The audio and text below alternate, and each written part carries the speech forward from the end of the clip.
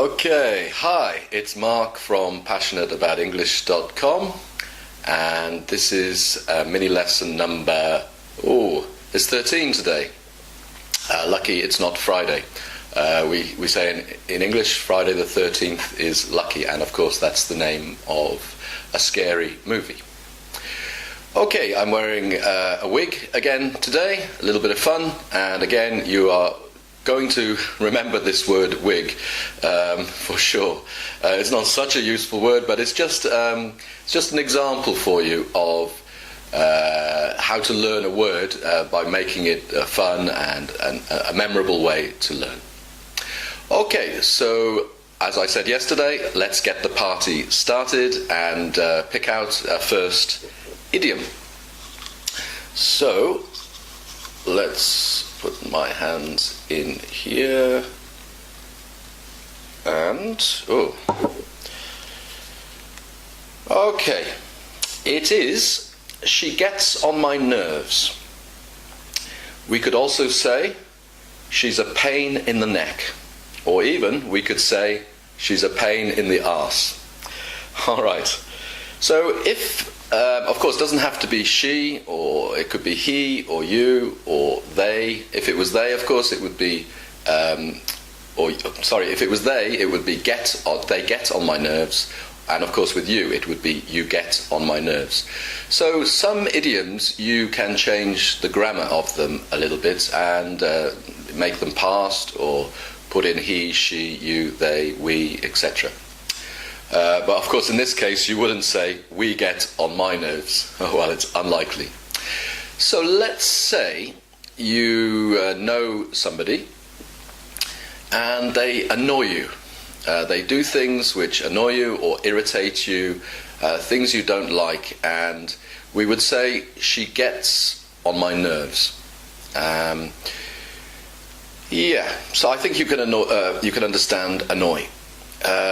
But the other ones are also similar. She's a pain in the neck. We don't really want her around us because she annoys us. She does things which we don't like, and so on. And then a little bit stronger, she's a pain in the arse. Okay, arse is your bum, another word. But we don't say she's a pain in the bum so much. We usually use arse. Okay, so that's your idiom for today, and again, it's a very, very common idiom. Okay, I hope I'm not a pain in the arse for you. Alright, so here is a phrasal verb. Okay, the phrasal verb is bring up. Okay, so straight away I can think of two meanings of this. Of course, there are many meanings for some phrasal verbs, but obviously I can't think of them all quickly, and it would take too long with some of them. So, as I often say, please also check in the dictionary or on the internet, and you'll get more meanings. And the meanings I give you, you will understand more clearly. So, let's say I had something to eat, and suddenly I feel sick, and here's another phrasal verb, I throw up, or I'm sick. So we could say I've brought up my dinner. I brought up from my stomach, up through my throat and out of my mouth. I brought up last night's dinner, or I brought up that curry I ate for lunch. Okay, but another meaning which is very common is when you bring up something. So I hate to bring this up, but I'm not very pleased with your work recently. It means to say, to talk about something, but we often use it when we are kind of not sure about saying it exactly, so it makes it a bit softer, and we would often say, I don't like to bring this up, but. Okay, and another meaning actually I've just thought of is to bring up a child. So the child, or the person, grows up. They do that by themselves, but the parents, or maybe somebody else, brings them up. The parents or somebody helps them go to school, of course feed them and everything else, and hopefully give them some love. So that's called bringing up a child. Or you could also say, where were you brought up? So I was brought up in Wales by my mother, and yes, that's what bring up means. 3 different meanings there. Okay, the collocation for today is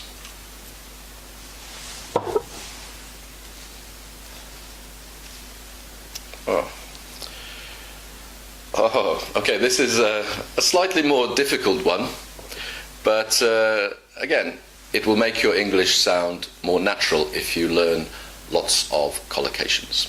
So it is to apologise profusely.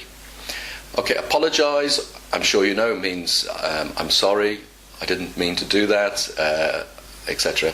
Profusely, now this is quite a difficult word, but if you learn them together as one word, it makes it much easier. So in this case, profusely means very, very, very. So I apologised profusely means I was really, really sorry, and I really said, I'm so, so sorry. So if, the music on, the sound on when I play the bass riffs is not very clear so far, not very loud. I think I've sorted the problem out, but if you can't hear it, I apologise profusely. It means I apologise very, very, very much. Okay, today's joke. Let's get the joke book and let's find a joke. I have to take these off.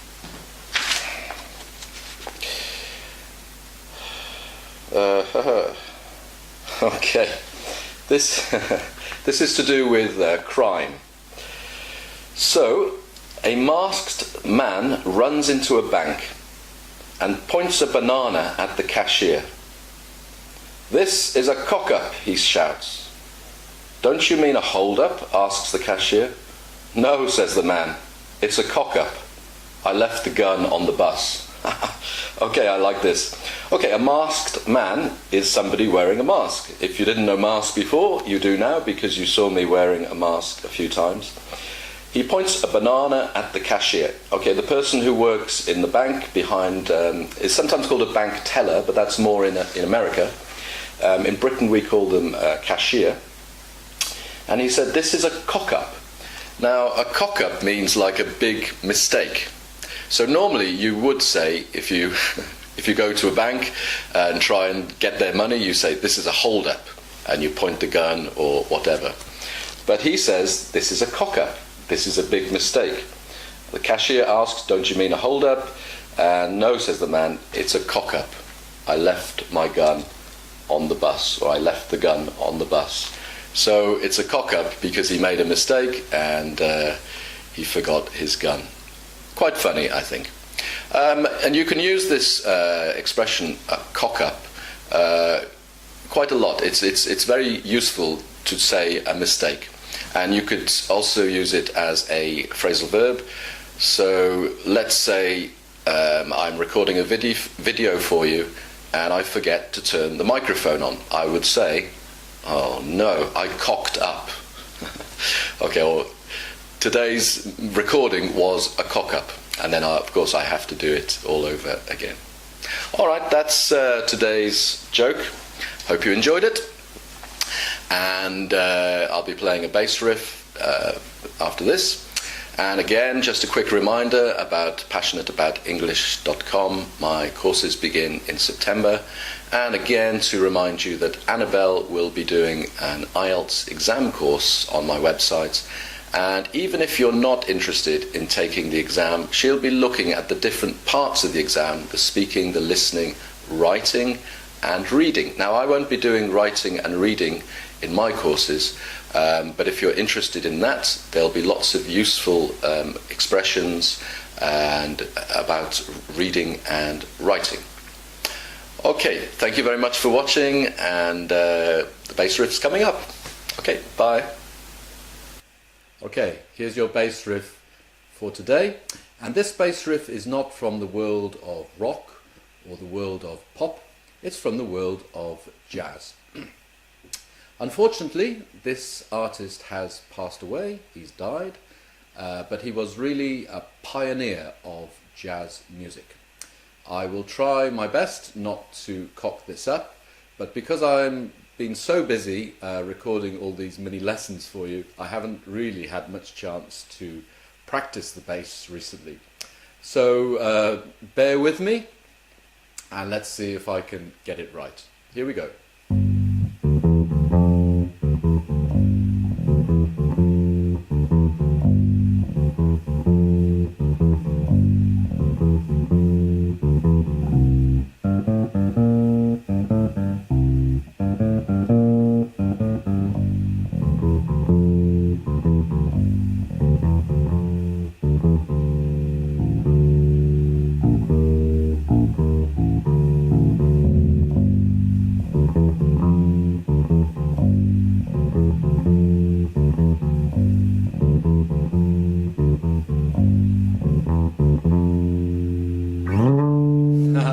Okay, so, well, I didn't entirely cock it up, but yeah, it wasn't brilliant, and I apologise profusely for that, but I guess you may be able to work out the song and the artist.